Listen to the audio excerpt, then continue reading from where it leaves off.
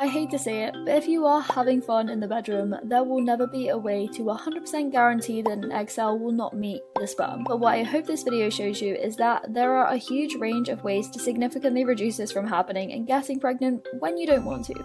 So sit back and enjoy listening to me explain everything you need to know about contraception. Like this video if you do enjoy it, and we'll dive straight into the video. And if you guys wanted to join the Nana Squad, my sister and I's online clothing brand, I will leave a link there down below so you guys can check it out. I really wish I had my glasses still sometimes when I film these videos, because I am going to be in my element sharing biology with you guys and talking about everything contraception, any intervention that reduces your risk of pregnancy, basically something that I can assume a lot of us do not want right now, hence why you are watching this video. And I hope it really helps you guys out. I hope you learn something in this video, and at the end of the day I need to stress that your choice of contraception is your choice. I'm not making that decision for you, but I hope this gives you the information you need or the resources to go away and do your own research and decide on which form of contraception you want to use. And so yeah, definitely like it if you do enjoy it, comment down below and subscribe if you are new. So the first part of this video is going to be about the different types of contraception and their effectiveness. So how effective are they in preventing pregnancy? Because it's only really condoms that also like reduce your risk of STIs or sexually transmitted diseases. None of the others really do that. Now the first thing I'm going to say is that all of these are largely for use by females. Like there are no FDA approved male forms of contraception except condoms really. There are some being developed, but that's a whole other story in itself and debate. We're not going to get into that. So I'm going to split it into like 4 different categories. We have natural, barrier, chemical and surgical methods of contraception. And if we start with the natural ones, obviously in this one you have abstinence, you know, like not having sex basically.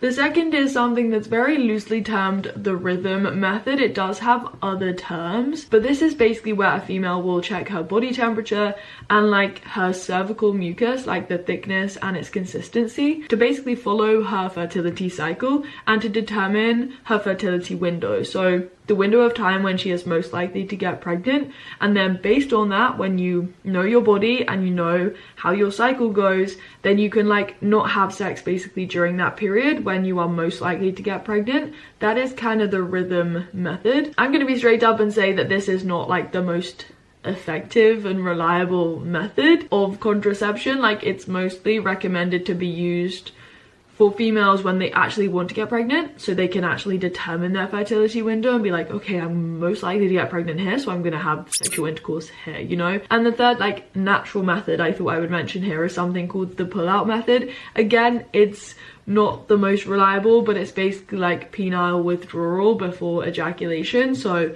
no sperm gets into the cervix and the uterus and can't hopefully like, you know, fertilize an egg.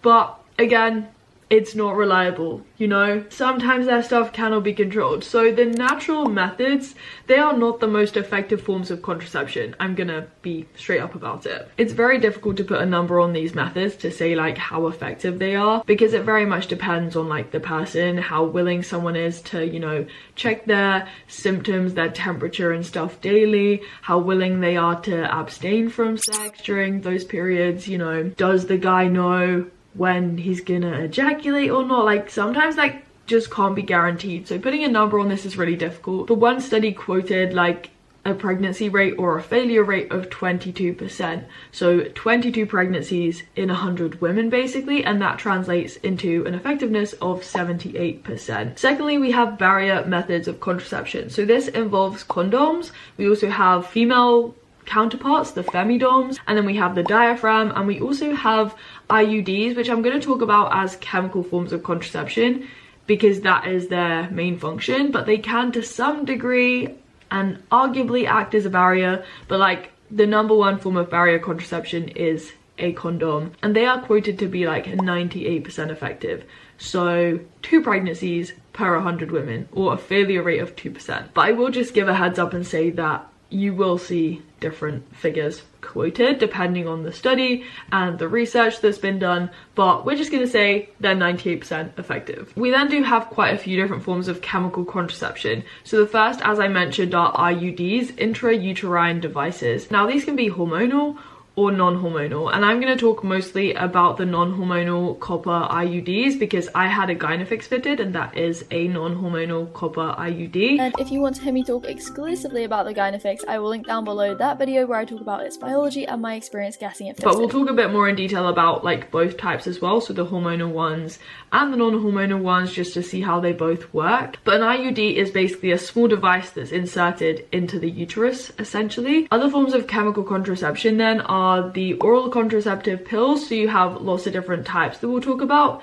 You also have the injection, which is for example called DMPA, and then you also have the subdermal implant. The implant is largely advantageous over the other two because it reduces the risk of like the user forgetting to take the pill or have the injection, for example. But then the final form of chemical contraception I thought I would just mention, even though this isn't really used alone, we do have something called spermicide. So that is used to like kill sperm or at least like reduce their motility, but as I said, it's mostly used in conjunction with a barrier contraceptive, so like a condom, for example, or the diaphragm. So the failure rate or the pregnancy rate for the pill and the injection, that is like somewhere between 4 and 7%, whereas for the implant and the IUDs, they have an effectiveness of over 99%. So that means the pregnancy rate or the failure rate is less than 1%. And that effectiveness, so over 99%, is also true for the surgical methods of contraception.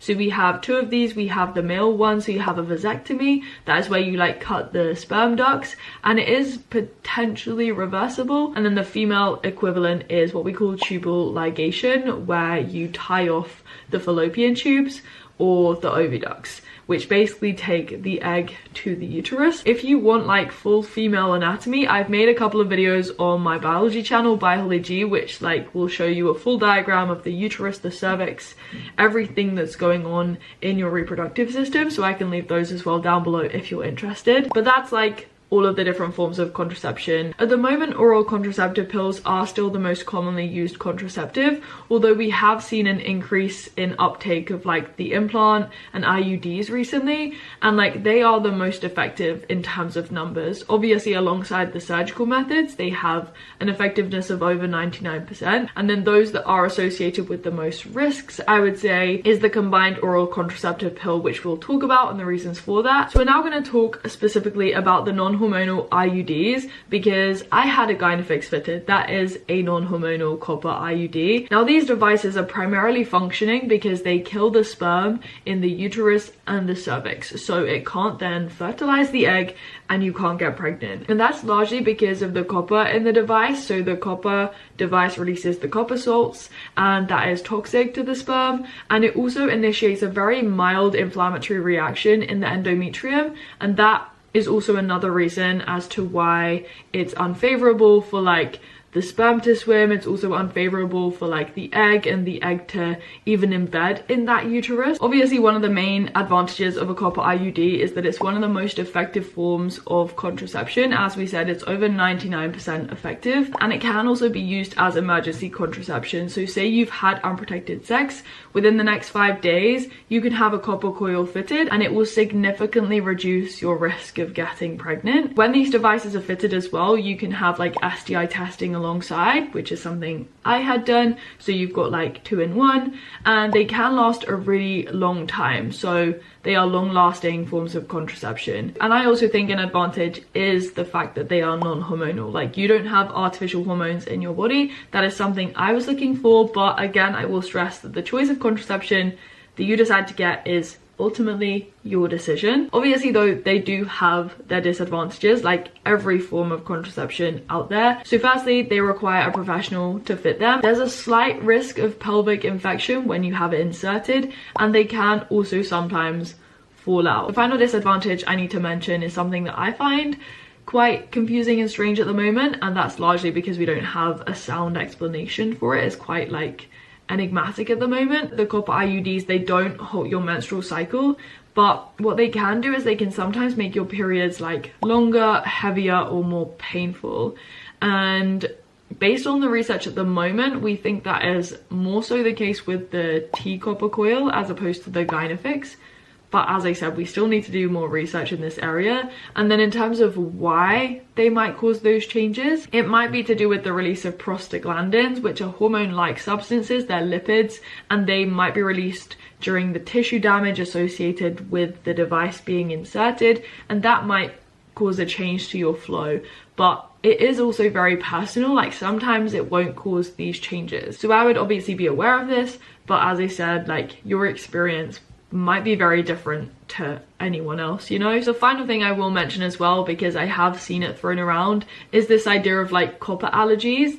Do these copper IUDs cause an allergic reaction? Because copper allergy is a thing. It is very, very rare, and there have been some reported cases of an allergic reaction associated with a copper IUD. I don't know whether that was with a Gynafix or like the T-copper coil, but like it has happened. So, you know, clearly something might happen, but I would definitely say that it's very rare, and often it might not be a copper allergy. It might be an allergic reaction to a different impurity in the device, so like nickel for example.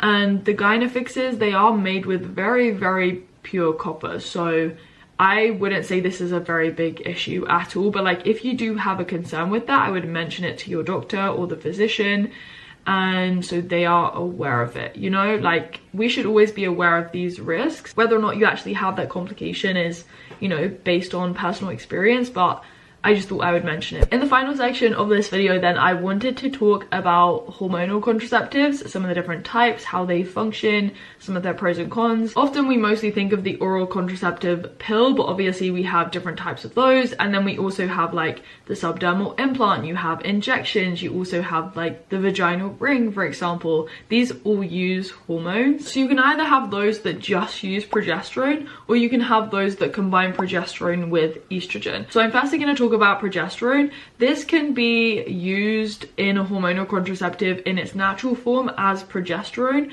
but we also have artificial forms of progesterone as well, and they're called the progestins. But regardless, they function in the same way. So like you have very high levels of progesterone when you're using a progesterone only hormonal contraceptive. It would help if you were familiar with the menstrual cycle. So again, I'm going to leave the video I have on biology that will explain all of that. But the high levels of progesterone, what that basically does is it suppresses the release of gonadotropin releasing hormone from the hypothalamus. And that normally tells the pituitary gland in the brain to release both FSH and LH. FSH, that causes a follicle to develop and mature in the ovary. And then LH is responsible for ovulation. So if you suppress their release, you don't allow eggs to mature in the ovaries, and you don't allow them to also be released at ovulation. The really high levels of progesterone, they also thicken your cervical mucus, so it makes it harder for the sperm to swim. And then the final thing that the high levels of progesterone will do is it causes the endometrium, so the lining of your uterus basically, to thin. And that's sometimes not what we expect, because in the menstrual cycle, progesterone, its function is to maintain the lining of the womb, we say, so it maintains its thickness. But we have to remember that during the menstrual cycle, before progesterone acts, estrogen has caused the lining of the uterus to thicken. So that's the proliferative phase. And then progesterone acts afterwards, and it maintains the thickness. But in the context of a very high level of progesterone and low levels of estrogen, so we have a high progesterone to estrogen ratio, we could say, that is when progesterone will cause thinning of the lining of the womb. It becomes atrophic, as I said, and that can lead to what we call breakthrough bleeding, or like irregular bleeding with the progesterone only hormonal contraceptives. And the reason why that's good in contraception is because it makes it unfavorable for a fertilized egg to implant. So say a sperm cell does meet an egg and it fertilizes the egg, what it's going to do is it's going to implant in the lining of the womb, and that's why it should normally be thick. But if you've thinned that lining of the womb, then it's less likely for that fertilized egg to implant, and again, it's less likely for you to get pregnant. So that's the function of progesterone as a hormone in these hormonal contraceptives. And when we see progesterone on its own, it can take the form of the progesterone only pill, so what we call the POP abbreviated. We have progesterone only IUDs, we have injections, so that's what I said before, that's something called DMPA, and then we also have the subdermal implant, which can sometimes only use progesterone. So we have like 4 main types. Similar to the copper IUDs, the progesterone only hormonal IUD, it can last a really long time, but again, you need like someone to insert it. The implant is also effective for a really long time. And then with the pill, obviously you have to remember to take it, which is one of the main disadvantages. But like the good thing about the pill is that even though it can stop your periods, they can often resume within one cycle if you stop taking it. So it's very easy to stop and start taking this form of the pill. It has fewer risks associated with it in contrast to the combined contraceptive pill that we'll talk about. It can be used as emergency contraception. The morning after pill is usually one that only contains progesterone, the artificial form of progesterone, so a progestin, and it can also reduce heavy bleeding. The injection, as I mentioned, DMPA, that can't be stopped and started so easily like the pill, just because when you inject it, you can either inject it under the skin, so subcutaneously, or into the muscle.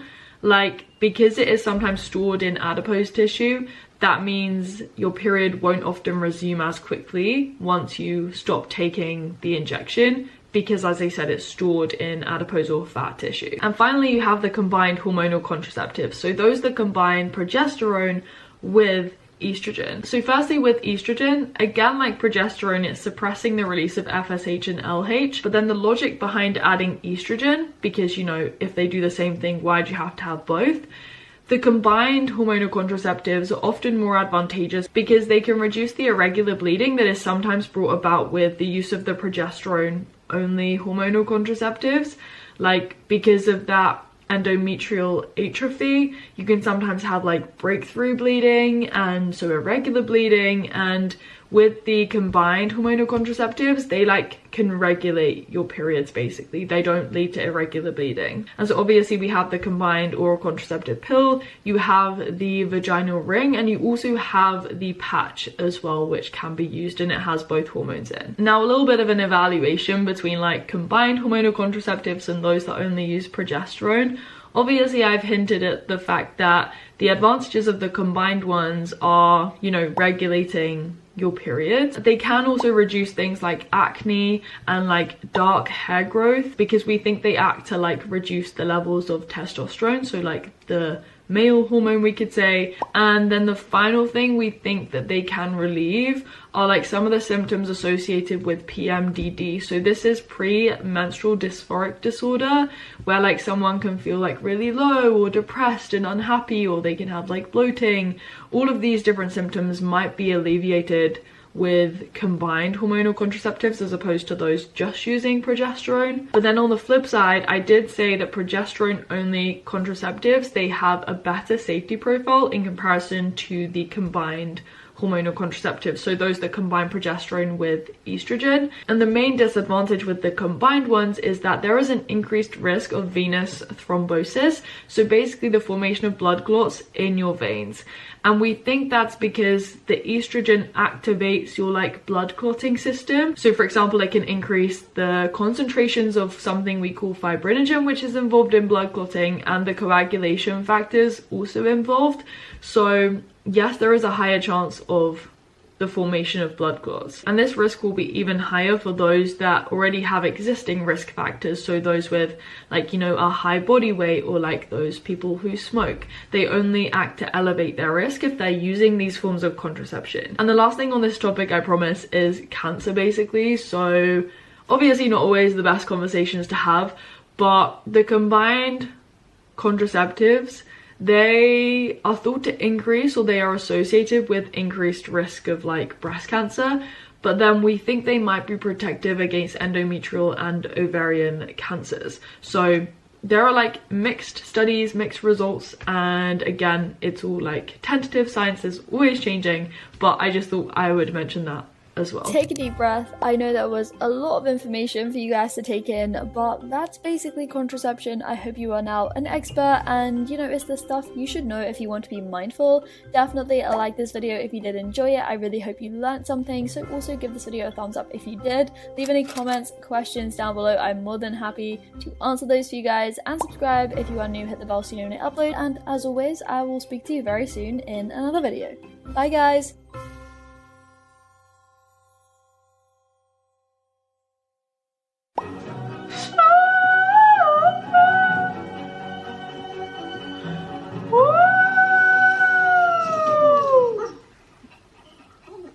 Credit cards filled in for you. There's no place like Crow. There's no place like Crow.